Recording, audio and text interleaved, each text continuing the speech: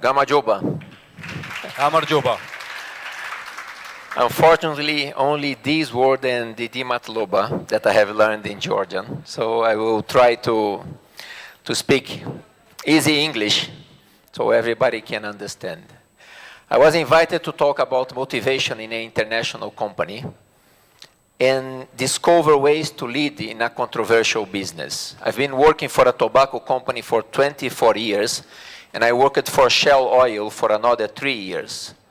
It's not easy to be in an industry that is attacked by all fronts, not only by competitors. We have NGOs, aunties, government, Minister of Health, and I don't blame them. We sell a product that's not good for the health. I doubt there is anyone in the world today that thinks it's good to smoke. But as it's not good to eat fat, sugar, alcohol, and life without risk, would you call life? I think it will be quite boring. I'm not a smoker, but I enjoy other pleasures in life that involves risks. So I think you need to think carefully. I'm not here to promote the industry. In fact, today is the World Day for anti-tobacco or no tobacco. And I'm lucky enough to be here to talk about not tobacco, but how to motivate employees working in a controversial business. So to summarize my experience, I'm from Brazil. I was born long time back in Rio de Janeiro. I worked in USA for 2.5 years in sponsorship business. Then I worked in Cuba, totally opposite of USA, when Fidel Castro was still president there for 3 years as marketing director and export manager. Then I went to work for a subsidiary of BAT in Switzerland, Zug, global travel retail business, for another 2 years. Then I went to Trinidad and Tobago, a small island in the Caribbean, oil dependent, as some of the countries around here. And I was managing the whole Caribbean markets, 22 islands. And my friends used to say, and you get paid to work there in the paradise? Yeah, but interesting enough, there are great islands like Barbados, like Bahamas, but you have places that my wife didn't want to come with you, like Guyana, Suriname, that were part of my business as well. After that, I went to Costa Rica, a small country in Central America. In fact, has similar population as Georgia, 3.9 million. Very beautiful, like Georgia, a lot of green area, very famous about tourists, a tourist destination there, ecotourism, and Americans like it a lot. So very similarities with Georgia, but I was very surprised with Georgia. The beauty here, the mix of contemporary and the old living together, it's amazing. It's a hidden gem for sure. After that, I went to Sri Lanka. And if you dig a hole in Costa Rica, you end up in Sri Lanka. It's the extreme opposite of in the map. And I started to get worried that all my movements were happening in the same latitude in the map. So you see Cuba, Trinidad, Costa Rica, then Sri Lanka, and I said, I can forecast what's my next move. And I was right. I came back to Costa Rica. It was the same place. But the Sri Lanka was a very interesting place. I lived there for 3 years. I learned a lot there. And then now I'm in Georgia here. So I worked in more than 40 markets. Only Central American, Caribbean, I was in charge of 32 markets. 22 islands in the Caribbean, plus 10 markets in Central America. I was in charge of other markets. In Sri Lanka, I was in charge of Maldives as well, as part of the board of Pakistan Tobacco Company. So I lived in 8 countries, living day to day, and I visited more than 70 countries. So I can say that I understand a little bit diversity. In fact, in the Caribbean, I had 6 nationalities reporting to me. I had a Jamaican, a Trinidadian, a Surinamese, a Guyanese, a Honduran, and a Costa Rican. They all think different. They all have different ambitions, aspirations, how to motivate each of them, how to communicate to each of them, totally different. But we all are human beings. We all have same ambitions, same inner feelings, and we need to understand first, and then how to touch their hearts. So it's about motivation, my speech here. So you have, and you Google, you can find several definitions about motivation. I like this not because of the definition, because of the drawings. I like to draw. But for me, the most important one is the one that appears in the top center, attitude. Yes, motivation, if you are successful, yes, you are motivated, everybody is happy. But what if your business is not going well? Then you lose motivation. Performance is important. What if your company is not performing? You lose motivation. Support is needed. But what if you are not getting the support? Will you lose motivation? Idea, it's always good to have great ideas, but what if you don't have it? Goals, set targets, ambitions, that keeps you striving to get there. But what if these targets are unachievable, are impossible? Would you throw the towel in the first or second month? So for me, the most important one is attitude. You don't control most of the things that happen in your life. Some of these things depends on external factor. But you control 100% on your attitude, how you react to those things. And we'll see about that. Another thing, motivation, I think most of the people, if not all, they are looking to be happy. By the end of the day, you are working hard, you want to increase your salary, you want to be happy by the end of the day. So if you have that concept of happiness in your mind, but happiness is very fluid. That's why I even put here, Eduardo Neto, he worked for me a few years ago. You can Google him or LinkedIn. He has an interesting article about happiness. And to summarize, is the gap between expectation and reality. If your expectation is too high and your reality is low, you will be frustrated. If you have a lower expectation, you deliver high, you'll be happy. That's why you cannot measure happiness. You might find people that has nothing, live in the countryside, doesn't have the nice car or the big fancy house, and they are extremely happy because their expectation is different. So it's very difficult to compare happiness. Then comes, in my view, what for some people is more important than any other, is fulfillment. If you feel that you are adding value, that you are making something that adds positiveness to others, might make you happy. So understanding how to motivate your employees is important to have those concepts in mind, because we are all different. We all have different backgrounds. Maybe what is success for you might be different for another person. But motivation, everybody likes to come, to wake up very motivated, to take a nice shower, a good coffee, and go to work happy, enjoy, feel that they are being productive, contributing, and, if possible, delivering the results expected. Because I'm sure that if you have only the result as the way to motivate, and sometimes it's not in your hands to deliver those results, you'll get frustrated. And hard skills, what you learn in the university, it's good for business as usual times. But when hard times, turbulent times come, you need soft skills. You need to read between the lines. You need to be flexible. You need to understand, to read the temperature of the organization. You need to know how to talk. The how becomes more important than what. That's why I think hard skills, what you learn in the university, is always important. But in today's world, that the world is changing so fast, it's not enough.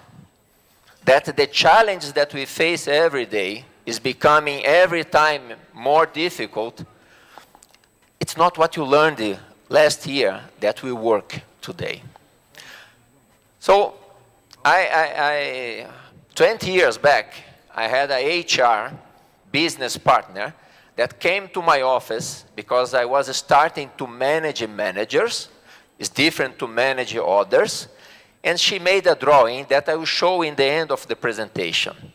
And she put 3 things. She put the body, the mind, and the heart. And that I used it since then. But 4 or 5 years ago, I met a guy that I believe 3 or 4 months ago came to do a speech for the HR hub here in Sri Lanka. This guy, Dr. Asoka, he added another 3 dimensions to the body, mind, and heart. They had passion, focus, and healthy. And I tended to agree that if you are passionate for something, you don't feel the time passing. If you are passionate for something, you will do the extra mile without, oh, I need to increase a salary or this and that. Focus. It's easy in today's life to lose focus, to be focusing things that doesn't matter, to get distracted. And the other one, yes, you can have the body, but if your health is not good, doesn't work. So I learned this maybe 15 years later, when I thought that motivation was only about body, mind, and heart. And I really think that this is an interesting concept to think about. A holistic approach, how to tackle soft skills in any organization, regardless which sector you are, because the hard skills alone will not make it happen. So I strongly recommend you to Google this guy, either LinkedIn or they have videos. He came in Sri Lanka a few months ago because he has a very different approach to leadership, to motivation. Insanity. I read this, I think it was 10 years back, and I liked this quote. Doing the same thing over and over again and expecting different results. I think I still repeat this to my son today. He's 18 years old. Because I said, look, you cannot expect different results if you continue waking up at 2 p.m. Things will not fall on your lap. You need to work hard. You need to do things. And guess what? When I was in Sri Lanka, I faced so many challenges. And I started to see that what I have implemented in previous market successfully in Brazil, in Cuba, in Trinidad, in the Caribbean, was not working anymore there. And I said, maybe because it's a different environment, different culture. First time in Asia, India influence, and then you have this.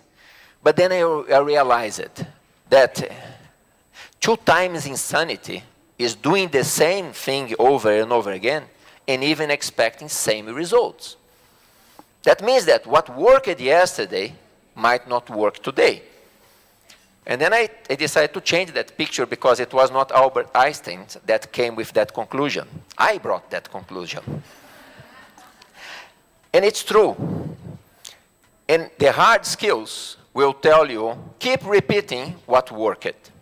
The soft skills will make you think, what is the new variable? The game is changing as you play. And leaders must guide the organization in this changing environment. And we are working and doing business in a VUCA environment. Who knows what VUCA stands for? You know? You know what it is?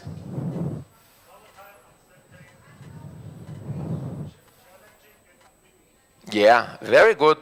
Well done. Congratulations. I don't know if it's true or not, but I've heard that this terminology was coined by the US Army when they needed to go to places like Afghanistan, or that they cannot predict the reality. So volatile, uncertain, complex, and ambiguous. This is the world that we live today. Yes, you can see, no, it's repeating. It will not be the same as it was 1 year ago or 2 years ago. And in summary, 300 Spartans held fort from 10,000 strong enemy. And I do believe we can do the same if we have the right attitude, we have the motivation. And managing VUCA, this volatile, this uncertain, complex, and ambiguous world that we have, is a role that the leadership team should do. How to keep the turmoil outside that you don't control and stability inside the organization. How to make everybody ready to whatever comes. I don't know what will be tomorrow, but I know that I'm ready. Not doing the same, thinking what to do.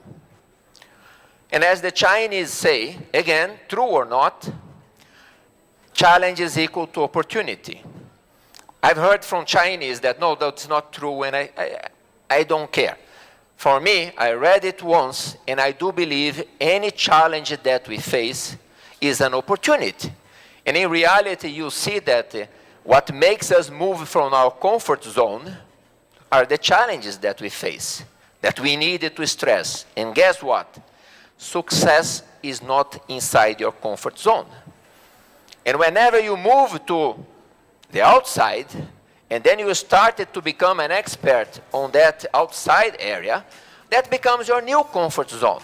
That you acquire new skills. So that improves your capability by the end of the day. Shark story. I don't know who has heard this story before, but I will try to be brief. You know that Japanese, they love sushi, right? And Japanese, and I've been in Japan, I believe 5 years ago, they are very peculiar. They know the quality, the detail. And one restaurant started to receive complaints from the consumers that this is not fresh sushi. And then the owner of the restaurant went to the to fishermen community and complained, look, my guests are complaining about the fishermen community said, yes, it's true. We are running out of fish in the coast. We need to fish further down. And then when we bring, but you need to find a solution. And then someone in the meeting of the fishermen community, oh, I have an idea. Let's bring some ice. So whenever we bring the fish, it will put in the ice. Okay. It was able to hold for another 2-3 months, and then consumers start to complain. It's still not fresh. Maybe it's frozen fish. And then the owner of the restaurant came back to the fisherman community and complained. And someone came with an idea. Okay, let's put some water tanks inside the boat. So the fish will be alive inside the water tank. And they did that. But they were running out of fish, need to travel further down, sometimes to go out for 1-2 days. And then the fishes were alive, but they were apathic inside the tank. They were not swimming. And guess what? The peculiar Japanese consumer noticed that they were not as fresh. And then he came back to complain to the fishermen community there, and someone came with an idea. Okay, let's put 2 or 3 small sharks inside the tank. They might eat some fish, but the others will come real alive because they will be always swimming. So embrace the sharks that are in your tanks, because they keep you alive, they keep you running, they keep you on your toes. And this shark can be your boss, can be your husband, your wife. So accept that, that's for good. They are pushing you to be better. So this is the shark story. Embrace challenges. Don't get frustrated. These are the things that make you think out of the box. And you need to understand and accept that everything happens for a reason. Maybe you don't understand why it's happening with you today, but I'm sure that few years down the line, you look back, it was good that I had that challenge. It was good that certain thing happened with me. For sure, you learned something. Another thing is to learn that there's never something 100% bad or good. Every good thing might have a negative effect, and every bad thing will bring some positive effect. There's that says that whatever doesn't kill you make you stronger. And I am a true believer of that. All the challenges you face, you learn something. There's the 90-10 principle. Try to be positive, optimistic all the time. There's another story about prison wisdom, but I don't have time to tell now. Maybe after I can tell you. But in summary, life is 10% what happens, you control. 90% is how you react. I would say even 100%. So you don't control the weather. So if you plan to go to the beach and then you wake up, it's rainy, you start crying. You need to learn how to dance in the rain. You need to learn how to enjoy despite, regardless what is happening outside there. And in the company it's the same. You expect something, it doesn't happen. Should you get frustrated? Should you pass that frustration to the whole organization? What can you do to learn how to dance in the rain? Sometimes we keep staring to one door that has just closed and we don't notice there is another one that has just opened. And I know several people that's not only staring to the door that was closed, they keep knocking their head in the door trying to open. Look at the other side. There's always an opportunity. The only thing that we cannot solve in life is death. That I haven't learned yet how to solve it. To realize that engagement and networking is important. And I learned that. My first work in Shell, I was not happy because in my view, they were only promoting people that they were kissing their bosses, treating well, and I said, why? And then I learned that they were being diplomatic. They were doing networking.